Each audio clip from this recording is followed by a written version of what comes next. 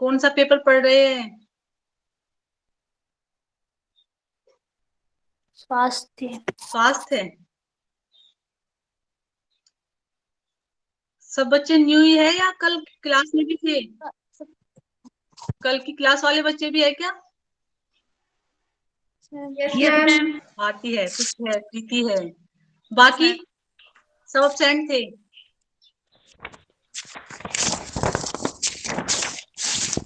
Syllabus सबने देख लिया है ना? Yes ma'am. कितने पेपर है आपकी बार? 4। 4 पेपर। कौन कौन से बताओ? पेपर के नाम याद नहीं हुए अभी तक? मैम पातंजल योग सूत्र, योग और मानसिक स्वास्थ्य, वैकल्पिक चिकित्सा, वैकल्पिक चिकित्सा। मधुमेह योग। Very good. मतलब चारों पेपर के नाम याद है ना? पहला पातंजल योग सूत्र है आपका, दूसरा योग एंड मेंटल हेल्थ, तीसरा अल्टरनेटिव थेरेपीज, और फोर्थ योग इन उपनिषद, है ना? तो अब क्लास में कौन सा पेपर पढ़ेंगे? मैम योग और मानसिक स्वास्थ्य सेकंड मानसिक पेपर। स्वास्थ्य, है ना? तो मैंने इसमें थोड़ा सा ही टॉपिक कराया था क्योंकि अभी 2 ही क्लास हुई है। उसमें क्या पढ़ा था हमने? बताओ, कौन विद्यार्थी बताएगा? अभी तक हमने क्या पढ़ा है क्लास में? मैम स्वास्थ्य के बारे में पढ़ा था मैम। स्वास्थ्य क्या है, स्वास्थ्य का अर्थ और उसकी कुछ परिभाषाएं उनकी परिभाषा। हाँ, तो कौन विद्यार्थी बताएगा स्वास्थ्य क्या है? स्वास्थ्य से क्या समझते हो आप? मैम शरीर मन आत्मा का अपने स्वरूप में स्थित होना ही स्वास्थ्य कहलाता है। शरीर मन और आत्मा जब अपने स्वरूप में स्थित होते हैं तो वो अवस्था स्वास्थ्य कहलाती है। कैसे बना है ये स्वास्थ्य शब्द? मीनिंग में तो पूरा बताओगे ना? मैम 2 शब्दों से मिलके बना है, स्व और और करके, और स्व में मैं और स्व में शरीर मन आत्मा आती है। देखो, स्वास्थ्य शब्द की उत्पत्ति कहाँ से हुई है? स्वस्थ से, स्वस्थ, है ना? और स्वस्थ में 2 शब्द आए हैं, स्व और अस्त। स्व का अर्थ होता है मैं या स्वयं से, और उसमें भी क्या क्या आता है? शरीर मन और आत्मा। अस्त मतलब स्थित होना। जब शरीर मन और आत्मा अपने अपने स्वरूप में स्थित होते हैं तो वो अवस्था यहाँ पर स्वास्थ्य कहलाती है। ठीक है? और क्या बताया था स्वास्थ्य में, बताओ? पूरा नहीं बता रहे हो। स्वास्थ्य शब्द मैम कहाँ से आता है? अंग्रेजी भाषा के किससे बना है? हेल्थ से। हेल्थ से बना है ना? अंग्रेजी में क्या कहते हैं स्वास्थ्य को?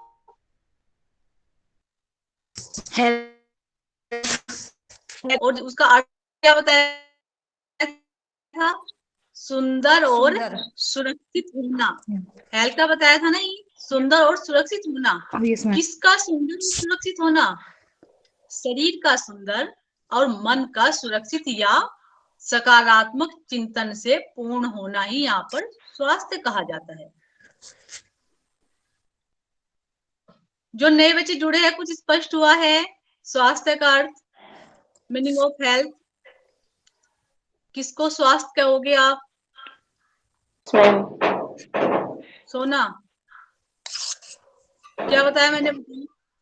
स्वास्थ्य शब्द 2 शब्दों से मिलकर बना है, स्व प्लस अस्त, जिसका मतलब स्व का मतलब होता है स्वयं और अस्त का मतलब स्थित होना है, अर्थात मन शरीर और आत्मा की एकरूपता को ही स्वास्थ्य कहते हैं। वेरी गुड, बहुत अच्छा। ममता,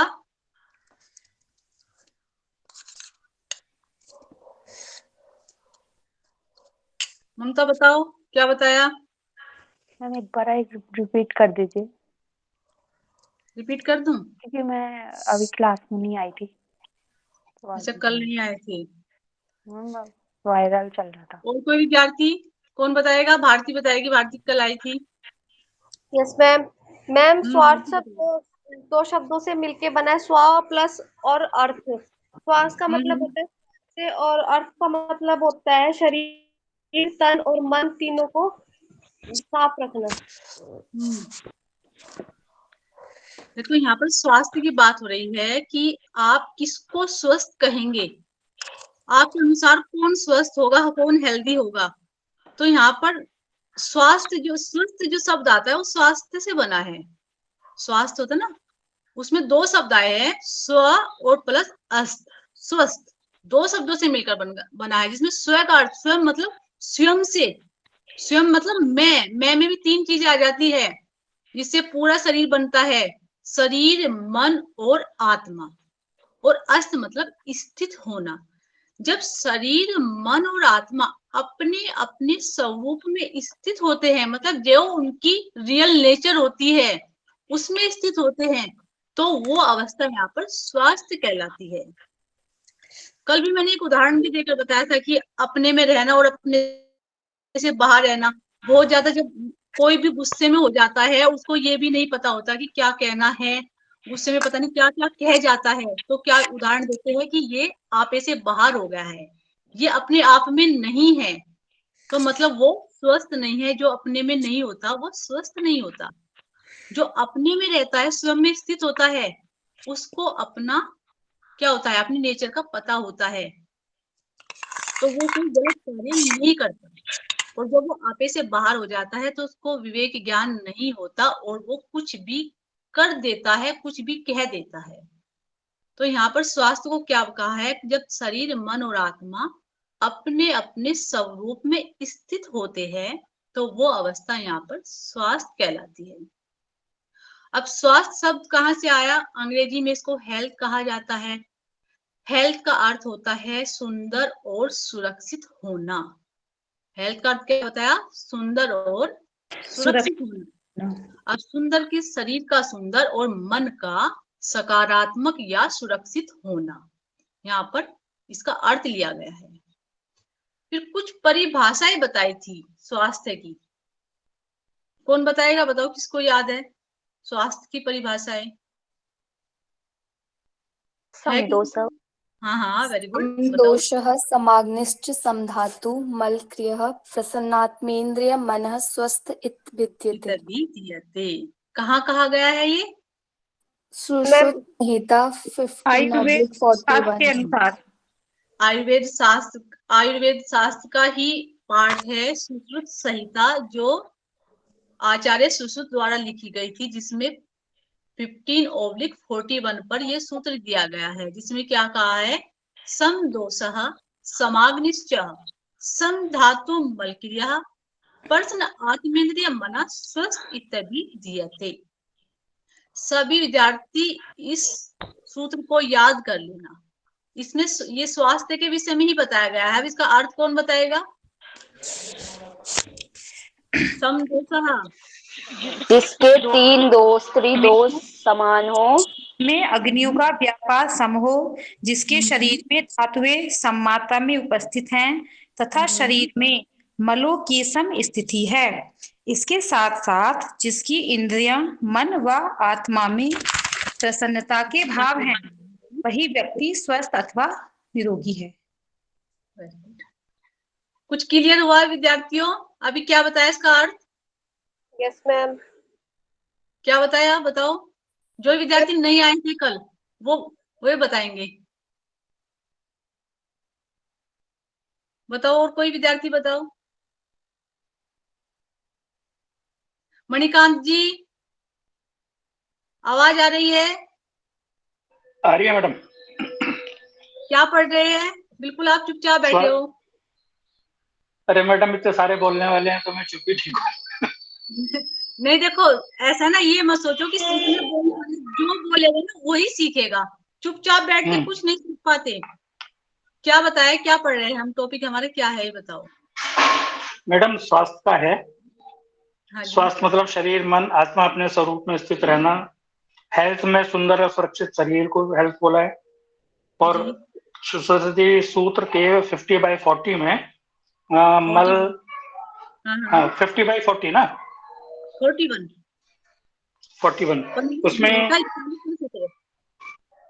उसमें मलों का समावस्था में रहना एंड बाकी तो मैं अभी सुन रहा था। सुन रहे थे। और कोई विद्यार्थी बताओ किसको समझ में आया क्या बताया अभी? ये सब चुप बैठने वाले हैं यहाँ पे। अंकिता, ज्योति अधिकारी, करण, क्या बताया है बताओ?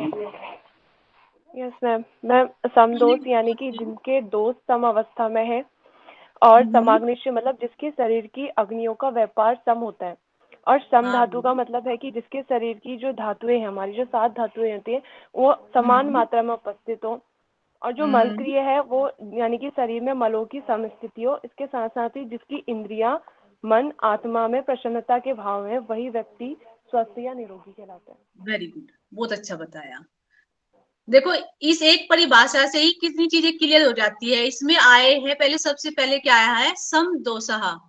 शरीर में आयुर्वेद के अनुसार स्वास्थ्य का जो आधार होता है वो वात, पित्त और कफ होता है, जिनको हम त्रिदोष कहते हैं। 3 दोष, वैसे कहते ही है दोष, जब वे विकृत अवस्था में होते हैं तब वे दोष बनते हैं, और वैसे वे शरीर के बल होते हैं। इसमें वात, पित्त और कफ। इसके बाद आती है अग्नियां। 13 प्रकार की अग्नियां शरीर में होती है, जिनमें से सबसे महत्वपूर्ण कौन सी अग्नि? जठराग्नि। जठराग्नि, जिसके द्वारा भोजन का पाचन होता है। इसके बाद 7 धातुएं, जिनसे मिलकर शरीर बना है। रक्त, रस, मांस, मेद, अस्थि, मज्जा, शुक्र, और 3 प्रकार के मल। शरीर में 3 रूपों में गंदगियां बाहर निकलती है शरीर से, वे भी सम मात्रा में हो। और उसके साथ साथ क्या बताया? बताओ क्या क्या बताया? इंद्रिया, आत्मा, मन, प्रसन्नता। तो जिस व्यक्ति में ये लक्षण दिखाई देते हैं वही स्वस्थ कहलाता है। ये एक परिभाषा हो गई आयुर्वेद शास्त्र के अनुसार। समदोषः, समाग्निश्च, सम धातु मलक्रिया, प्रश्न आत्मेन्द्रिय मनः स्वस्थ इत्यादि दीयते। कोशिश करना सब इसको याद कर लेना अच्छे से। दूसरी परिभाषा कौन बताएगा? विश्व स्वास्थ्य संगठन के अनुसार, WHO के अनुसार, WHO ने क्या कहा था? केवल रोग की अनुपस्थिति होना ही स्वास्थ्य नहीं है, बल्कि स्वास्थ्य वह अवस्था है जिसमें व्यक्ति शारीरिक, मानसिक व सामाजिक स्तर पर स्वस्थ अथवा सकारात्मक होता है, स्वास्थ्य कहलाता है। WHO की परिभाषा WHO ने दी थी कि केवल शरीर में रोग न होना ही स्वास्थ्य नहीं होता, कि बोल दिया कि इसके शरीर में कोई रोग नहीं है तो ये स्वस्थ है, बल्कि जो व्यक्ति शारीरिक रूप से, मानसिक रूप से और सामाजिक रूप से पूर्ण स्वस्थ होता है वही स्वास्थ्य कहलाता है। इंग्लिश में भी लिखवाई थी, याद हुई? Yes, ma'am. Health is a state of complete physical, mental, social well-being, not merely the absence of disease or infirmity.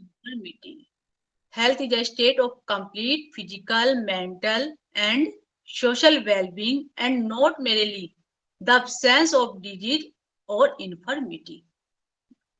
जिसको इंग्लिश में याद करनी है वो इंग्लिश में कर लेना, और जिसको हिंदी में करनी है वो हिंदी में कर लेना। तीसरी परिभाषा बताइए।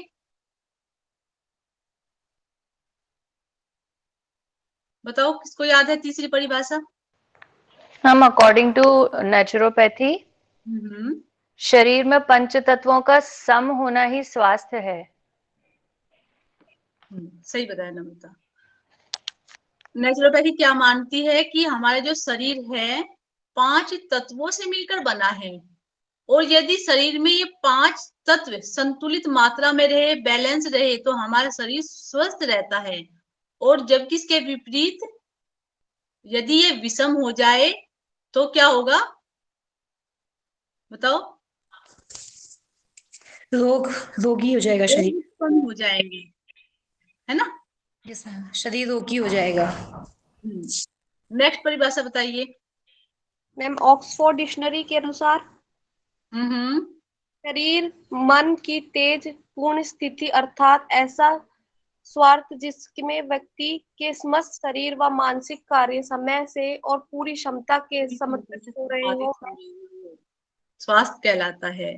ऑक्सफोर्ड डिक्शनरी के अनुसार क्या बताया गया था? शरीर और मन की वह तेज पूर्ण स्थिति जिसमें समस्त कार्य समय से और पूरी क्षमता से संपादित हो रहे हो, वह अवस्था स्वास्थ्य कहलाती है।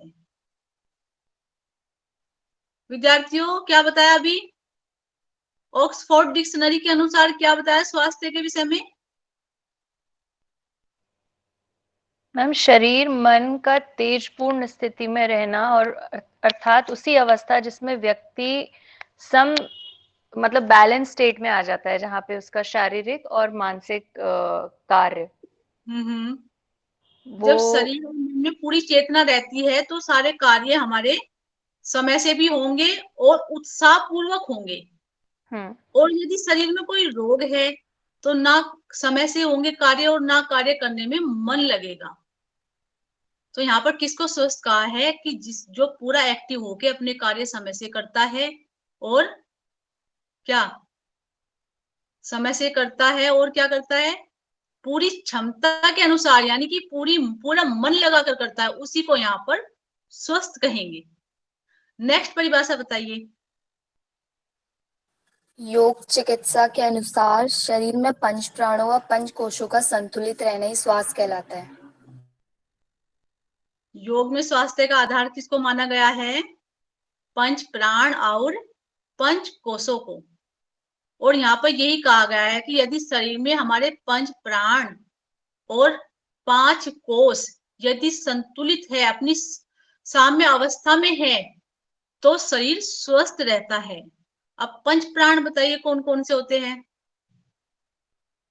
पंच प्राण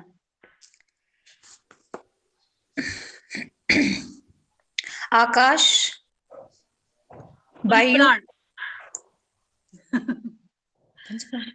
प्रीति, ये तत्व थे मैम। प्राण वायु, समान वायु, अपान वायु, उदान वायु एंड व्यान वायु, ये पंच प्राण हैं। कह सकते हैं और इनको प्राण भी कह सकते हैं, है ना।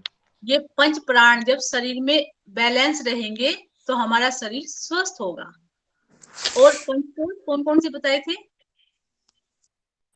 मैम? अन्नमय कोशा, प्राणमय कोशा, मनोमय कोशा, विज्ञानमय कोशा और आनंदमय कोश।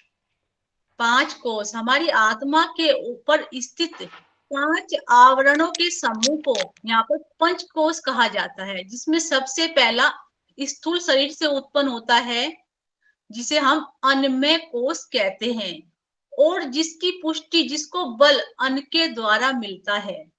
दूसरा यहाँ पर आता है प्राणमय कोश, प्राण जिसको हम प्राणायाम के माध्यम से बलशाली बनाते हैं, पुष्ट बनाते हैं। तीसरा आता है मनोमय कोश, मन में पवित्र विचार चिंतन रखने से मन को बल मिलता है।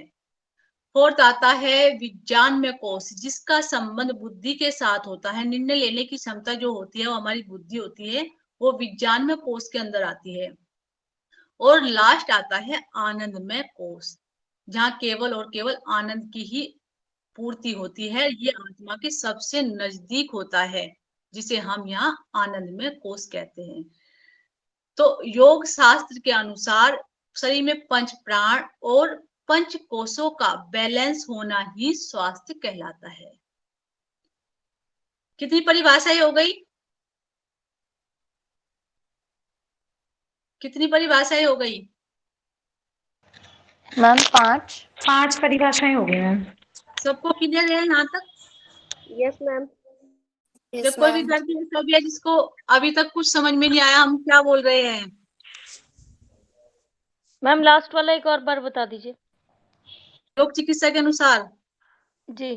आज हम मोनिका कुमारी, नीति सब चुप बैठे हैं। यशोदा आ रहा है समझ में? क्या समझ में आया तो बताओ अभी। अभी ये लास्ट में पूछ रहे हैं कि लास्ट वाला समझ में नहीं आया। बताओ आजम, लास्ट वाली परिभाषा क्या बताई है?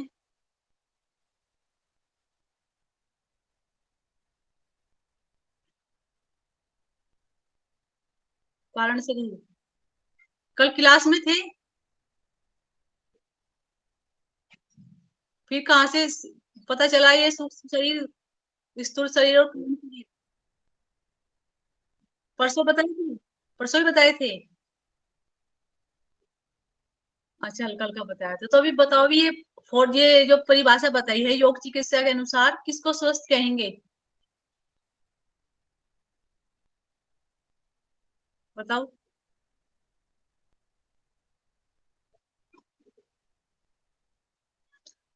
मैंने योग चिकित्सा के अनुसार पूछा है। अभी कहा था ना, आ गया मैडम सब। लास्ट वाली परिभाषा योग शास्त्र के अनुसार शरीर में पंच प्राण और पंच कोशों का बैलेंस होना, संतुलित होना ही स्वास्थ्य कहलाता है। क्या बताया? बताओ। शरीर में पंच प्राण, पांच प्राण और साथ ही पांच कोष जब संतुलित अवस्था में, साम्य अवस्था में होते हैं तो वो अवस्था स्वास्थ्य कहलाती है। पंच प्राण भी बता दिए हैं कि पंच प्राण किसको कहा गया, और पंच कोष भी बता दिए। मैम एक बार पंच प्राण और पंच कोश दोबारा डिक्टेट करवा दीजिए।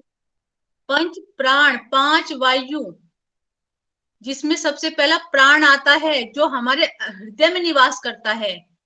फिर प्राण अपान, जो एनस प्रदेश में आता है, जो गंदगियों का निष्कासन करता है। समान, जो नाभि प्रदेश में होता है, जिसके द्वारा भोजन का डाइजेशन होता है। व्यान पूरे शरीर में व्याप्त होता है, जैसे पूरे शरीर में रक्त होता है ना, ऐसे व्यान होता है।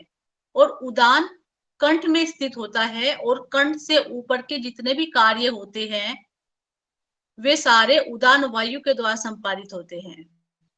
सबसे मेन यहाँ पर प्राण होता है, लेकिन उसके भी कुछ सह प्राण होते हैं, जिसमें अपान, समान, उदान और व्यान, सबके अलग अलग कार्य। जैसे बॉडी में 11 तंत्र होते हैं ना, वैसे पूरी बॉडी होती है, लेकिन उस बॉडी को चलाने के लिए 11 सिस्टम बना दिए गए हैं। सबके अपने अपने कार्य होते हैं। उसी प्रकार 5 प्रकार की वायु शरीर में पाई जाती है, और यदि वे वायु सम मात्रा में है, बैलेंस है, तो हमारा शरीर स्वस्थ होता है। देखो, यदि ये आपकी समान वायु में विकार आ जाए तो आपका भोजन अच्छे से डाइजेस्ट नहीं हो पाता, और भोजन डाइजेस्ट ना होना 1000 रोग उत्पन्न कर देगा, क्योंकि ज्यादातर सारे रोग हमारे पेट से ही उत्पन्न होते हैं। अपान, यदि शरीर से गंदगियां बाहर ना निकले तो शरीर अंदर से ही सड़ने लगेगा, और उसका परिणाम हम बहुत सारे रोगों से घिर जाएंगे। और वो प्रॉपर कार्य कर रही है तो शरीर से गंदगियां इजीली निकल जाती है। ऐसे ही व्यान का बताया है। व्यान पूरे शरीर में व्याप्त रहता है। पूरे शरीर में जो ब्लड सर्कुलेशन है वो प्रॉपर होता है, और यदि इसमें बाधा उत्पन्न हो जाए तो पूरे शरीर में ब्लड नहीं पहुंच पाता, उससे हमें बहुत सारे रोग उत्पन्न हो जाते हैं। और कंठ में होता है आपके उदान वायु। कंठ से लेकर ऊपर के आंख, नाक, कान, जितने भी देखने सुनने की ज्ञानेंद्रिया होती है आपकी, वो सारे कार्य आपके उदान वायु के द्वारा होते हैं। और प्राण तो हृदय में होता ही है, श्वास लेना, सारी कार्य उसी पर डिपेंड होते हैं।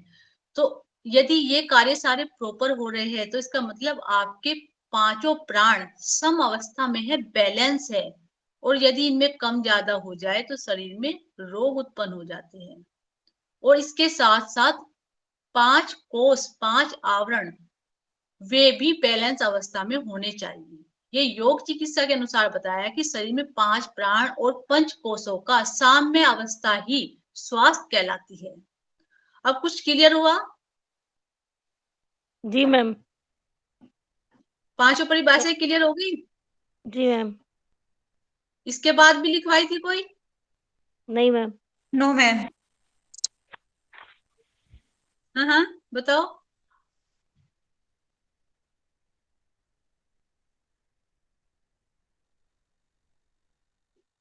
एक्यूप्रेशर के अनुसार, ये आपके एक्यूप्रेशर में आते हैं। एक्यूप्रेशर में पॉइंट दबाए जाते हैं ना, पॉइंट क्यों दबाए जाते हैं? कि ऊर्जा का प्रवाह सही करने के लिए। तो वहां पर आता है शरीर में प्राण ऊर्जा का प्रवाह संतुलित होना ही स्वास्थ्य कहलाता है। जो प्राण ऊर्जा होती है ना हमारी बॉडी में बहती है, उसमें यदि अवरोध उत्पन्न हो जाता है तो शरीर में विकार उत्पन्न होने लगते हैं, बहुत सारे दर्द होने लगते हैं। तो एक्यूप्रेशर चिकित्सा के अनुसार कहा है कि शरीर में प्राण ऊर्जा का संतुलित होना ही स्वास्थ्य कहलाता है। हो जाएगी ये सारी अर्थ और परिभाषाएं लिख लोगे यदि प्रश्न आ गया तो? Yes ma'am. सबको क्लियर है या अभी भी कोई विद्यार्थी है जिसको अभी तक नहीं समझ में आई है? देखो आपकी जो समस्या आप बताओगे तो उसका निवारण होगा, और यदि चुप बैठे रहे कि हाँ हाँ सब आ गया, फिर टेस्ट लूंगी मैं। मैम पंचकोश में अन्नमय, प्राणमय, विज्ञानमय, आनंदमय और पांचवा कौन सा है मैम? अन्नमय, प्राणमय, मनोमय। मनोमय। Thank you ma'am. प्राण और मन, विज्ञान और आनंद, है ना? जी। इनको मैं डिटेल में वहां पर, वैसे आपके सिलेबस में है नहीं है, लेकिन फिर भी मैं आपको ये लिखवा दूंगी कि ये होते क्या, क्योंकि अक्सर इनकी भी आवश्यकता रहती है कि होते क्या है ये। ठीक है, हम जब सही आहार खाते हैं तो उससे क्या होता है, हमारे जो अन्नमय कोश है वो अच्छा बनता है और शरीर निरोग होता है और शरीर में आरोग्यता आती है। ऐसे ही प्राण का होता है कि जब हम प्राणायाम करते हैं तो प्राणायाम करने से जीवनी शक्ति उत्पन्न होती है और हमारा प्राणमय कोश उन्नत बनता है। ठीक है, ये मैं आपको लिखवा दूंगी। अब स्वास्थ्य का अर्थ भी जान लिया और स्वास्थ्य की परिभाषाएं भी समझ ली। अब ये बताओ इस स्वास्थ्य को उन्नत कैसे रखा जाए? ऐसा हम क्या करें कि हमारा स्वास्थ्य उन्नत ही बना रहे, हम रोगी ना बने? हमारा योग, आहार विहार, दिनचर्या और आसन प्राणायाम का अभ्यास, और बताओ मैम त्रिदोषों को सम रख के। कैसे रखेंगे सम? मैम उनका मतलब खाने पीने से समय को मतलब फॉलो करके और व्यायाम करके। व्यायाम करके। व्यायाम करेंगे या योग करेंगे? योग मैम। योग करेंगे। योग और व्यायाम में क्या अंतर है? मैम व्यायाम सिर्फ आसन तक लिमिटेड रहता है, बट योग के अंदर सारी चीजें आती हैं, जैसे कि षटकर्मा हो गए, क्लेंजिंग हो गई अपने इंटरनल, और आसन से हमको स्वेट होगा तो एक्सटर्नल क्लेंजिंग भी होगी, इंटरनल क्लेंजिंग भी होगी। फिर ध्यान धारणा से अगेन इंटरनल वर्क कर रहे हैं, तो योग के अंदर सारी चीजें आ जाती हैं। हाँ देखो, जो आप ये व्यायाम करते हो और जिम जाते हो ना, ये केवल आपके फिजिकल बॉडी पर ही इफेक्ट डालता है, जबकि योग ऐसा है कि अच्छा बनाता है। भले ही आप फिजिकल स्तर पर कहिए, मेंटल स्तर पर कहिए, है ना, और आपके स्पिरिचुअल आध्यात्मिक स्तर को भी मजबूत बनाता है। पूर्ण स्वास्थ्य का अर्थ ये होता है कि जो व्यक्ति सभी शक्ति से स्वस्थ हो वही पूर्ण स्वस्थ कहलाता है। यानी कि शरीर स्वस्थ हो गया तो वो स्वस्थ ही हो गया। शरीर से भी ज्यादा क्रिटिकल रोग आपके कौन से होते हैं? मानसिक। मन के मैम, क्योंकि वो दिखाई भी नहीं देते। साइकोसोमेटिक डिजीज होती हैं जो वो मन से ही होती हैं। वो मन से ही होती है ना? मन से भी ज्यादा गंभीर रोग आपके उससे शरीर से भी ज्यादा मानसिक होते हैं। इसलिए, और योग क्या है? योग आपके मन को भी स्ट्रोंग बनाता है, आपकी आत्मा को भी बलशाली बनाता है। इसलिए व्यायाम से ज्यादा बेटर है कि हम योग ही कर ले, उसमें सारी चीजें मिल जाएगी हमें। अब मैं पूछ रही थी कि हम अपने स्वास्थ्य को अच्छा कैसे बनाए। अभी हमने जान लिया कि स्वास्थ्य क्या होता है ना, और विभिन्न शास्त्रों के अनुसार और चिकित्सकों के अनुसार भी हमने जान लिया कि स्वास्थ्य किसे कहते हैं। अब इसको उन्नत कैसे बनाया जा सके, इसके भी कुछ पॉइंट होते हैं कि सबसे पहले प्रातःकाल उठकर क्या करना? ऊषा पान करना। प्रातःकाल उठकर ऊषा पान करना और प्रातःकालीन भ्रमण करना। या गलत है? बीमार हो जाएंगे ऐसे तो। सही है। सही है। सुबह जल्दी उठना चाहिए ना। Yes ma'am. सुबह जल्दी उठकर ऊषा पान करना मतलब पानी पीना। पानी पीने से क्या होगा? मैम क्लेंजिंग होगी। और नाल तो हमारी अंदर की वो धुल जाते हैं और उनको सीखती है। हाँ, आंतरिक शुद्धि होती है जब हम सुबह उठकर ऊषा पान करते हैं, पानी पीते हैं और टहलने जाते हैं, उससे क्या होता है? आंतरिक शुद्धि होती है। उसके बाद बताओ, आंतरिक शुद्धि के बाद योगाभ्यास करना, है ना? आंतरिक शुद्धि के बाद ही तो करेंगे ना योगाभ्यास। Yes ma'am. फिर पौष्टिक आहार ग्रहण करना, संतुलित आहार या पौष्टिक आहार या यौगिक आहार। आहार का बताया था आपको, मिताहार पढ़ाया था। क्या पढ़ा था मिताहार में, याद है कुछ? Yes ma'am. Yes ma'am. आवश्यकता से, जरूरत से, पूर्ण भूख से कम भोजन करना मिताहार कहलाता है। इसमें उदर का आधा भाग भोजन से, 1/4 भाग वायु और 1/4 भाग पानी के लिए। तो इस प्रकार जो हम आहार ग्रहण करते हैं वो मिताहार कहलाता है। और आहार के विषय में एक बात और कही गई है कि जो सुबह हम भोजन करते हैं वो हमारा राजसिक भोजन होना चाहिए, मतलब पूरा हेल्दी, पूरा वो कहते हैं ना हैवी डाइट होनी चाहिए। सुबह हम ज्यादा से ज्यादा हैवी भी खा सकते हैं, भले हम पराठे भी खा ले, हालांकि पराठे तो अच्छे नहीं होते, लेकिन सुबह खाया हुआ हमारा डाइजेस्ट हो जाता है। दोपहर को थोड़ा हल्का ले और शाम को सबसे हल्का, चाहे ना भी खाए शाम को तो, और यदि खाए भी तो वो सूरज की रोशनी में ही खा ले, जब तक सूर्य का प्रकाश है तभी तक खा ले, क्योंकि ऐसा करने से ना भोजन का डाइजेशन प्रॉपर हो जाता है। भोजन को डाइजेस्ट करने के लिए ऊर्जा की आवश्यकता होती है, वो हमें सूर्य से प्राप्त होती है ना? सही समय पे सही भोजन ग्रहण करना। उसके बाद क्या करेंगे बताओ, और क्या क्या पॉइंट हो सकते हैं? श्रम और विश्राम दोनों में बैलेंस बना के रखना। हार्ड वर्क भी करना है, उसके साथ साथ हमें रेस्ट भी करना है। जब दोनों अवस्थाओं को हम संतुलित करके चलेंगे तो हमारा स्वास्थ्य अच्छा बना रहेगा। क्या बताया? कार्य भी करना है, उसके साथ साथ हमें रेस्ट भी करना है। या रेस्ट करेंगे पूरा दिन? बताओ। नहीं मैम, श्रम करना है, उसके बाद विश्राम करना है ना? पूर्ण श्रम के बाद पूर्ण विश्राम भी करना है। ऐसा करने से हमारा बॉडी का क्या होगा? बैलेंस बना रहेगा।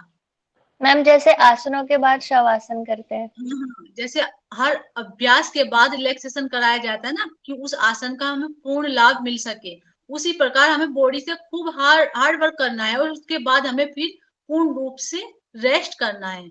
इससे हमारी बॉडी का बैलेंस बना रहता है। ये कुछ लोग होते हैं कि पूरा दिन खाली बैठे रहते हैं, कुछ इतना हार्ड वर्क करते हैं, तो उससे भी शरीर में ना रोग उत्पन्न हो जाते हैं। बैठे बैठे आलसी हो जाते हैं, मोटे हो जाते हैं, मोटापा बढ़ जाता है। और पूरा दिन काम करते हैं, उसमें बहुत ज्यादा एनर्जी लगती है, आपकी मेटाबॉलिज्म होती है ना, वो तो पढ़ा होगा ना एनाटॉमी फिजियोलॉजी में।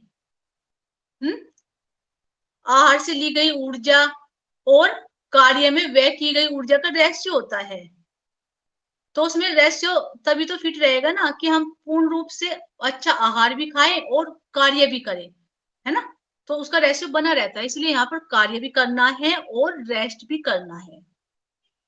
फिर आता है कि रोग की नकारात्मकता को दूर करने के लिए संध्या करना, प्रार्थना करना, मेडिटेशन करना, है ना, उपासना करना, ये भी तो करना है। इससे भी तो हमें आत्मबल मिलता है। ये भी हमारे स्वास्थ्य का एक पॉइंट आता है, या इसकी आवश्यकता नहीं है? है मैम। इसकी भी आवश्यकता है। ईश्वर पर आस्था रखना, उसका कुछ समय ध्यान करना, है ना, उपासना करना।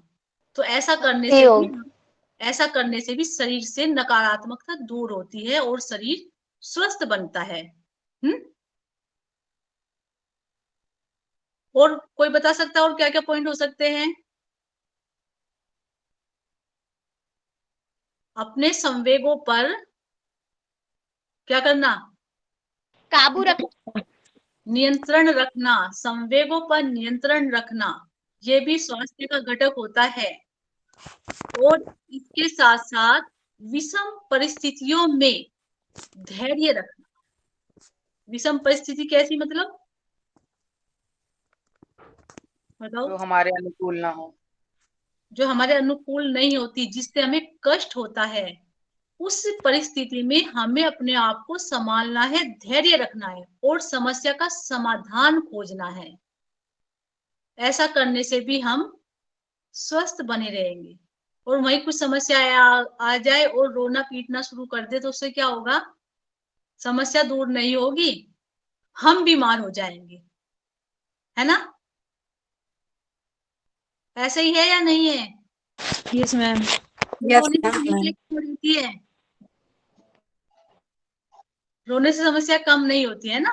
Yes ma'am. धैर्य पूर्वक समस्याओं का सामना करना और उनका समाधान खोजना, ये भी हमारे स्वास्थ्य का परिचायक होता है। तो ये बताओ, आज जो क्लास में पढ़ा है स्पष्ट हुआ है या इसमें अभी भी कोई कंफ्यूजन है? स्पष्ट हुआ है मैम। हो जाएगा। मंडे टेस्ट ले लेती हूँ फिर आपका, इसे एक टॉपिक का ही। मैं नहीं, मंडे नहीं। होंगे शायद हमारे मंडे, हाँ मंडे सेट कर्म होंगे। हाँ। उस दिन टेस्ट नहीं लेना चाहिए मैम, सेट करने वाले दिन थक जाते हैं। थक जाते हैं ना, टेस्ट लेके छुट्टी कर देंगे फिर, है ना? जल्दी छुट्टी का रहता है। चलिए, ऐसा ना, अभी एक यूनिट हो जाएगी ना, इसके बाद टेस्ट लूंगी। अभी तो कुछ पढ़ाया ही नहीं है ना, एक यूनिट पूरी होने के बाद फिर टेस्ट लूंगी। फिर अगला टॉपिक आपका इसमें मन आता है। मन, मन की अवधारणा है ना। मन क्या होता है, कौन बताएगा? मन सबके पास है ना? जी मैम। सबके पास है? नहीं, कुछ के पास है नहीं। उसके पास है नहीं, किसी का शायद इधर उधर गया है मन, यहाँ है भी नहीं। कौन बताएगा मन किसको कहते हैं? हाँ बताओ मन आजा। बताओ मोनिका, इंद्रियों बताओ। को नियंत्रण करने वाला होता है। मन का कार्य किसी चीज को अच्छा या बुरा लगाना। और कोई अपने अपने व्यू बताओ मन के विषय में। मन किसको कहेंगे? मैम, मन चंचल होता है, जिससे हम जो है अपने मतलब कोई भी धारणा या कुछ भी है वो बनाते हैं, अच्छा सोचते हैं। और जो हमारी आत्मा का मेन केंद्र जो बोलते हैं कि जो हमारी आत्मा होती है वो वहीं निवास करती है।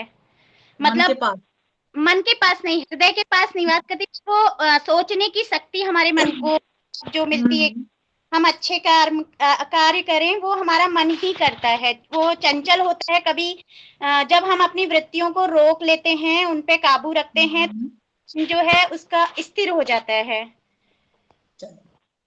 सबने अपने अपने हिसाब से बताया। भारतीय दर्शन में अंतःकरण आता है। अंतःकरण है ना, पढ़ाया भी था मैंने अंतःकरण, जिसके 4 भाग होते हैं। कौन कौन से? अंतःकरण में मन, बुद्धि, अहंकार और चित्त। चित्त है ना, इन चारों को अंतःकरण की संज्ञा दी गई है। अंतःकरण मतलब अंत्य मतलब अंदर और करण मतलब कार्य। जो अंदर के कार्य होते हैं यहाँ पर उनको अंतःकरण कहा जाता है।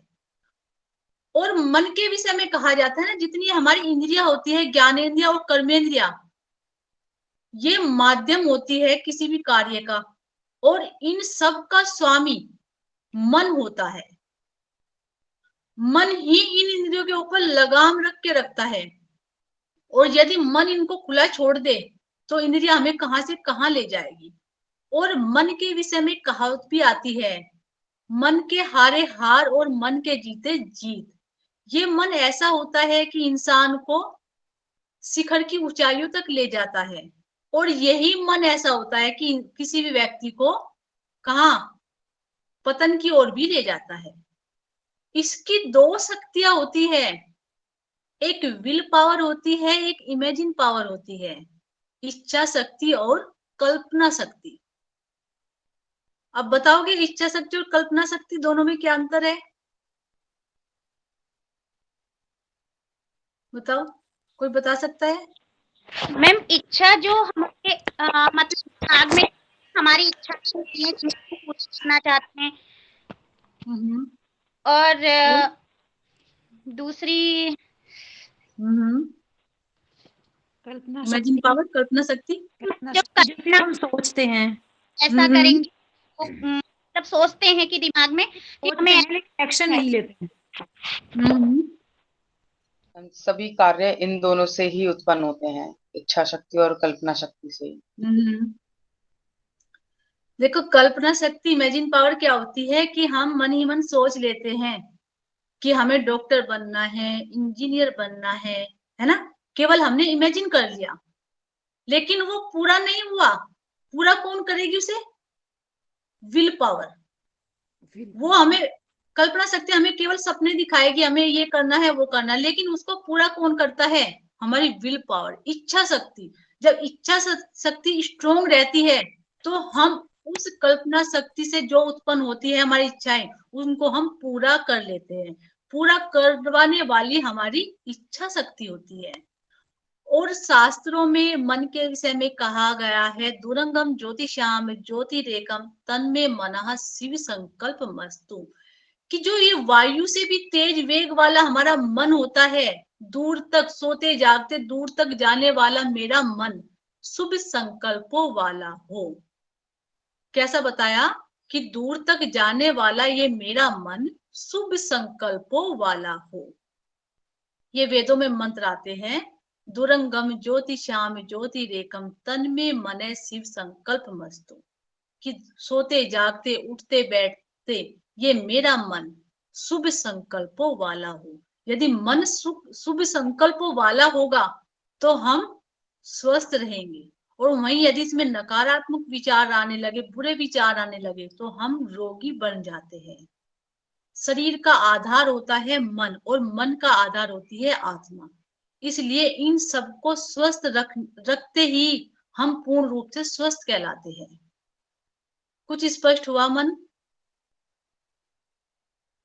मन के विषय में समझ में आया कि मन कितना महत्वपूर्ण होता है। इसलिए इस मन को पवित्र बनाना, इसमें अच्छे चिंतन लाना, अच्छे विचार लाना बहुत ही आवश्यक है, जिससे हम मानसिक रूप से भी स्वस्थ होंगे और शारीरिक रूप से भी स्वस्थ होंगे। ठीक है ना विद्यार्थियों?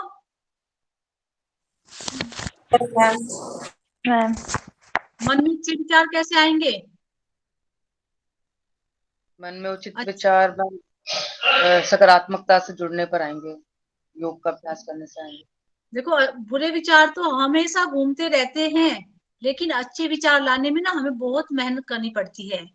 हमें हर समय अपने मन को कहना है, नहीं, गलत नहीं सोचना है, गलत नहीं सोचना है। देखो, आपने देखा होगा जहां बंजर भूमि पड़ी रहती है ना, वहां ना खाद पानी की आवश्यकता होती है ना बीज की, वो ऑटोमेटिक ही क्या होती है, झाड़ से भर जाती है ना, कांटों से भर जाती है। लेकिन अच्छी फसल उगाने के लिए कितनी मेहनत करनी पड़ती है। उस खेत को जोतना पड़ता है, अच्छी क्वालिटी का बीज डालना पड़ता है, उसके साथ साथ पानी डालना पड़ता है, खाद डालना पड़ता है, जब कहीं जाकर बड़ी मुश्किल से बहुत अच्छी फसल तैयार होती है। वही स्थिति हमारे मन की होती है कि बुरे विचार तो हर समय तैयार रहते ही हैं, लेकिन अच्छे विचार लाने के लिए हमें अपने आप को अंदर से ही मजबूत करना पड़ता है, बहुत मेहनत करनी पड़ती है, हमेशा पॉजिटिव ही सोचना पड़ता है, तब जाकर हमारा मन पॉजिटिव बनता है। इसलिए इस मन को हमेशा पॉजिटिव रख के यदि अपने आप को स्वस्थ बनाना है। ठीक है ना?